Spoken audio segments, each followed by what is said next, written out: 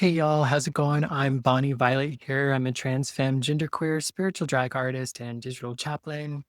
In case you don't know where you are on A Queer Chaplain YouTube channel. I have just started to try to just pick up a little bit more of coming back on here through the Queer Chaplain channel to talk a little bit about what's been going on or things that are happening, share with you certain projects. I'm working on it. And so I'm really just trying to get in the habit also as far as like getting out a video every day. So I'm going to start going live, I think, once a week in order to try to begin to do that. I'm talking about certain things. This week, or today actually, is May the 13th, 2025. And 26 years ago today, I got the test results back that I was positive, that I was HIV positive. And I thought I would share that story a little bit today. I think it's always interesting when I was first, not long after I was diagnosed, I kind of got into HIV activism, started a nonprofit, and did a lot of work around HIV and AIDS for many, many years. I've been out of it for a little while and I'm just kind of living my life. And it's always kind of interesting to talk about something in the past and now to see how the story never changes as far as like the facts. But I think the perspective and the point of view can sometimes change in how we talk about the things. And so curious to kind of hear a little bit of that. I used to say it all the time and now I'm not doing it as often. So basically, just to set the stage a little bit, I grew up in a small town in Idaho. It's a town of about 3,000 people. I currently live in Boise. But while I went to grade school, junior high, and high school there, I was really active in school. I worked really hard to get honors and awards so that I could potentially graduate and go to college, which is something that no one in my family had done before yet. And I was very, very active in my church. I was in church 2 to 3 days a week and I loved it. At home, I had a little bit more of a challenge. Being at home, I think as a person like myself, or the person that I've become, definitely was not the person I think my parents thought I would be or would become. I don't know. I don't know how to say that, but to say the least, I was challenged at home. Parents were wonderful, loving people. They gave me everything that I needed, but I think sometimes they just didn't know what to do with me. And I definitely didn't think they knew what to do with me either.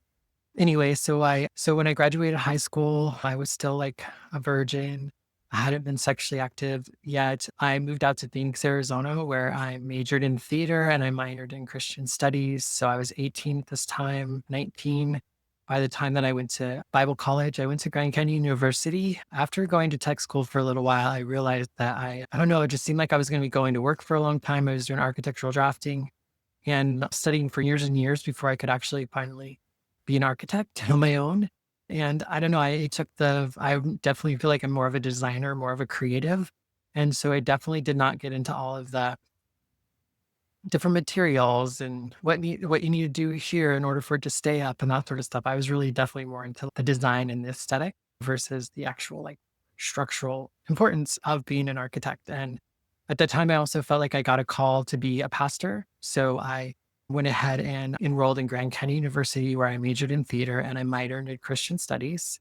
I wanted to be a youth pastor and I wanted to work with young people around performance and stuff. When I was in the church in the youth group, I ended up doing a lot of the different performances where I played like Jesus and I played Joseph and I played all these different roles that were just a lot of fun. And I thought in a lot of ways at the time it brought me closer to God and closer to my religion and all that sort of stuff. And so it just made sense that I would continue to do that in my adult years, even though I was still pretty young. I was 19. I did though at around that time I got diagnosed with it ended up being a misdiagnosis, but they were concerned that I had leukemia. I had a low platelet count. I just went to the university medical center and they were really concerned that I might have leukemia and that I needed to get out of school and probably wouldn't be well. And so I went ahead and dropped out of school and then found out a few months later that I in fact did not have leukemia and my platelets and everything were back to normal. And it just seemed like it was maybe a fluke. I wasn't so sure I wanted to be in Bible college any longer. I think I was starting to realize that my life wasn't quite compatible with the religion that I'd grown up in. And so I was just still trying to like find my way as do I fit here or not? And in January of would have been that year 99, I was dating a girl who would be my last girlfriend. She had dumped me because I would not be intimate with her. I really loved her and I cared about her a lot, but I just wasn't interested in her in that way. And when we broke up, she was really hurt. And I recall just, I didn't like that. I cared a lot about her and I felt bad that I had hurt her and that she was really hurt. And I just felt like I didn't feel good about it. And I felt like I really needed to figure out like who I was and to be honest about with myself and with people, I guess if I was going to be in relationship with them. And in around February of that year, I turned 20. And at that time, I started to come out to myself that time in my life. I'm a trans woman right now. But at that time in my life, I had come to understand myself as a gay man, partially, I think, because I was attracted to men and I understood myself to be a man at the time. That must have meant I was gay. So I got a job at a gay bar to learn how to be gay. And yeah, and within that was around March that I started working in the gay bar. Growing up in the small town in Idaho, I just hadn't been around queer people or gay people. It wasn't on television. It wasn't in a lot of different things. And sometimes I say in church, I don't recall them ever being hostile or talking super poorly about gay and lesbian people or trans people. But I think if anything, we were just non-existent. We weren't anything that was talked about except for the eunuch was the only person who was talked about within that sort of queer identity or my understanding of what's queer today. But again, a lot of it was just unsaid and not spoken. So it wasn't necessarily like we hate those people, that's wrong that I recall. But if anything, it just felt like that people didn't exist in that form or in that way. So in May of 1999, I had this appointment to go to. And I had, when I got to basically, I was dating this guy and he had found out that he had chlamydia and he told me that I needed to go and get tested. I'd never been tested for STDs or anything before. And I went ahead and went and did the test. And then, like, when I got back there, they offered me like a free HIV test. And I was like, sure, why not? It's free. What's the big deal? So they went ahead and they did the test. And then 2 weeks later, that time it took 2 weeks to get your results and you'd come back and get your results. And I didn't think or worry anything about it. Again, like I said, I'd never been tested before. I didn't have any symptoms. I wasn't too concerned about anything really, except for there was this partner my boyfriend, who said I needed to do it. So I went ahead and did it. I went to that appointment. I remember I got to the appointment and I was waiting in the clinic and it was taking them quite a while for them to come. And I really didn't think too much of it. I just thought things were running slow that day. And so they went in and called me back. And when I went up and went to the back, they're like, oh, you don't, they had an interpreter for me. My last name is Spanish. And so I think they thought I might not speak English. So I went ahead and went into the room. And before the lady even closed the door, she said positive. And I said, what do you positive? What do you mean positive? She said, your test results came back and you're HIV positive. And I was like, well, what does that mean? And she said, you have HIV. I remember I, I kind of just stared at her, stunned. I didn't say anything. It felt like it was forever. It probably wasn't that long. And I was just like, well, is there some paperwork I can fill out? Cause I gotta go. And I went ahead and I filled out the paperwork and I left. And when I was driving home, that was when I was really starting to think about what HIV was, what it meant that I had HIV. I was still very confused, and there was a part of me that knew it was true, but it was also like just such a foreign thing to me. I'd never known anyone that was positive. My only reference was really from the movie Philadelphia. And in that movie, that man was very sick and very ill. And I was not very sick or very ill. I was a young 20-year-old and it didn't quite line up with what I knew. And I remember I ended up getting back home and telling my roommates and my aunts and, all that sort of stuff. As you start to do, my ex-girlfriend, I called and told her. She was one of the first people I talked to about it. She wasn't obviously concerned about getting HIV from me. And so it was really surprising to me because there was only one time that I could have gotten HIV and I did. Because as I said earlier in the story, I wasn't really sexually active. Even that last girlfriend I was with, we weren't sexual. However, there was a time before I got with her that I had hooked up with a man Labor Day weekend and we had been drinking and one thing led to another and I got HIV. And at the time, it was interesting. At the time, intuitively, I felt like something had happened, but I really had no clue. There was just intuitively, I just felt like something It's like this little tingling in my stomach, which sounds weird. I know how weird it sounds, but and I did not equate it to having HIV or being sick or anything like that. It was just this feeling that I had. And so when I got this diagnosis, it took me back to that moment when I had that feeling. And it really felt like that's when HIV entered my body. Well, it was the only time it could have. Yeah, it was a really difficult thing for me to find out. It was around this time of year. May 13th is the day that I've chosen to be the day that I recognize it, but it was right around this time. I remember Mother's Day was not too far off from the day that I was diagnosed because I caught the first plane I could back to Idaho to see my mom and my dad. So I flew to Salt Lake City. My parents knew that there was some sort of something that was going on in my life, but they didn't really know. They thought maybe I might say I was gay at the time, but they really didn't know what was going on. And so I drove with my parents from Salt Lake City to my hometown, and it was really difficult. It was Mother's Day, and I had planned that I was not going to talk to my family about anything until the next day. I was not going to tell them on Mother's Day because, well, it was Mother's Day, and I was going to wait to tell them the next day when I could tell my mom, my dad, my grandma, my grandpa, my mom and my dad's best friend, and my little brother, who was 17 at the time. I wanted to tell everybody all at once so I could say it once and everyone kind of who needed to hear heard it and everyone kind of had a support system to deal with it. It just made the most sense to me. Driving back from Salt Lake that day, there were moments of me going back and forth of freaking out, getting really emotional and crying and upset. And really trying to hold that back and not tell my family anything that was going on. Cause like I said, they knew something was up, but they didn't really know what exactly. And so we got home that evening. It was probably around 10 o'clock that night. I remember my parents were like, we don't care if it's Mother's Day. Just tell us what is going on with you, you know? And so I called my grandparents, and because we do live across the street, or because we live in Windle in the small town, they lived across the street and they came on over and I sat down my mom and my dad, my grandma and my grandpa and my little brother. And I basically said, I just basically said, I have something to tell you and you guys are so important to me. You guys have supported me my whole life. And I don't know, I've been able to do and become the person I am because of you. And I hope that after what I have to tell you, that you'll continue to like to support and love me. First that, and then I just said, I have to tell you that I'm gay. I remember my grandmother ran over and she gave me a great big hug and she said, it's okay. It'll be all right. We still love you. And then I said, and I'm HIV positive. My father stood up and said, happy fucking Mother's Day. And he went to his bedroom and closed the door. My mom cried hysterically. I've never heard her cry before. And my grandfather told me that I had just broken my father's heart.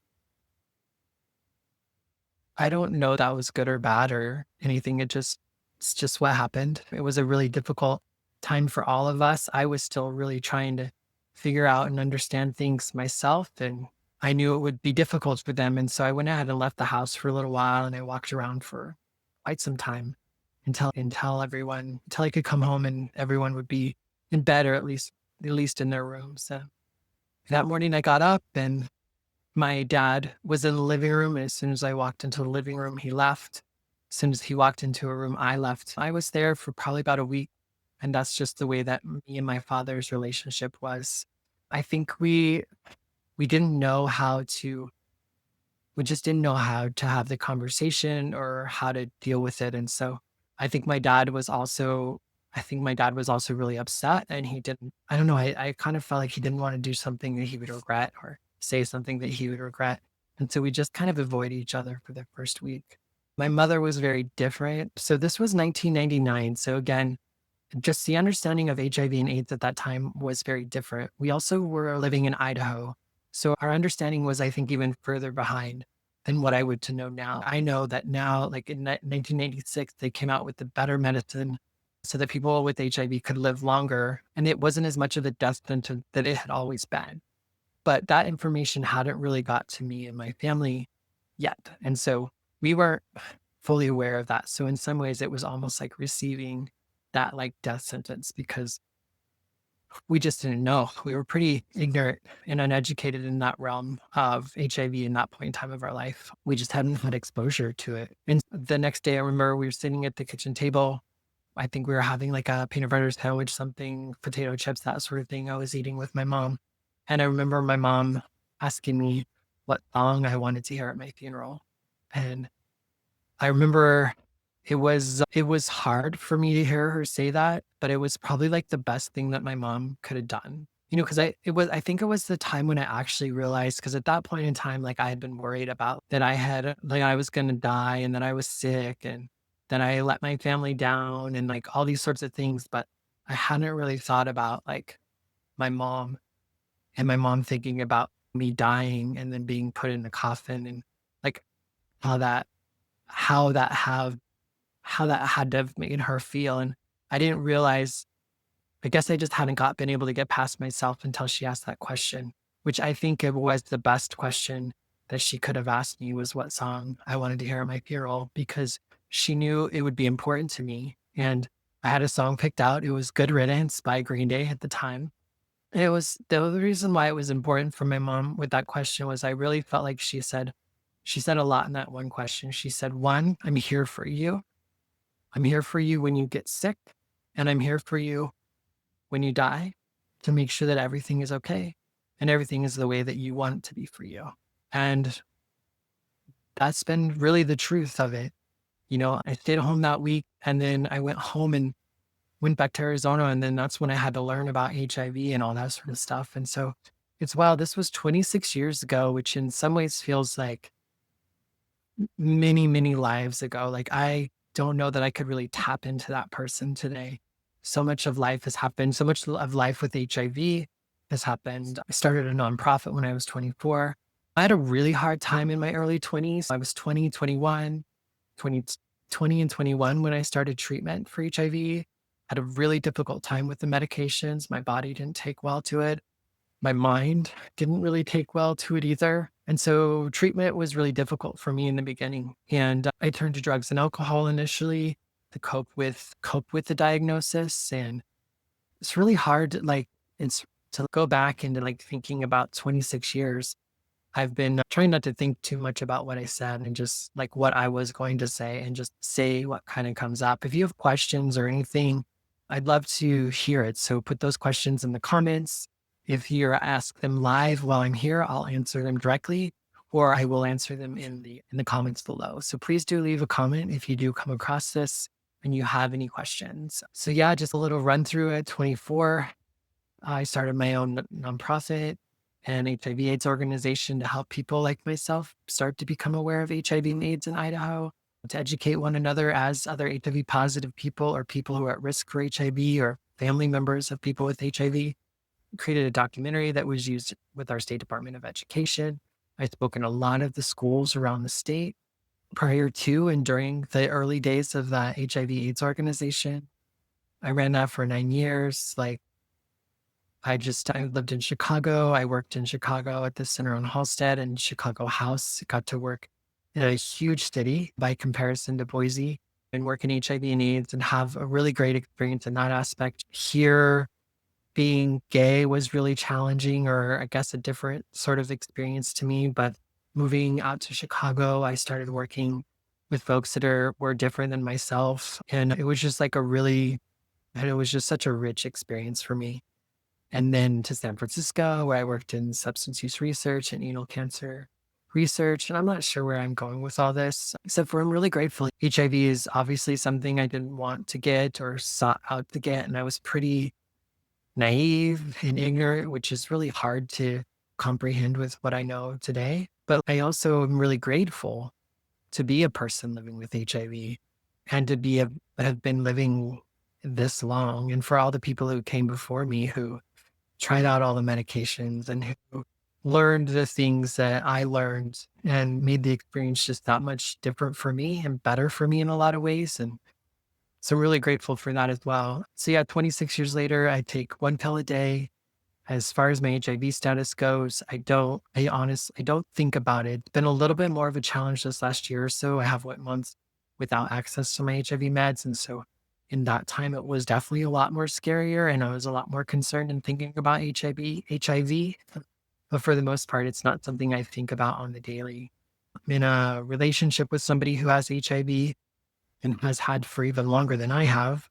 And so when it comes to like relationship stuff, that's all good too. It's wild. I've had a lot of experiences over the years, and maybe that's something that I can talk about in another video another time. But I think I just wanted to probably just stop at that. I think I just wanted to take a moment again to get into the cycle of being live every now and again and telling stories about certain experiences. And so I think I'm just going to leave it at that. 26 years ago today, I was diagnosed with HIV. And I just told you a little bit about what that experience was then. And a lot has happened since then. So take care. And again, if you have any questions about anything, feel free to put them below, whether it's around HIV or anything else on my content or that might interest you. I'd love to hear from you. So take care, and I'll see you in the next video, as I guess that's what people say on YouTube. All right. Take care. Bye bye.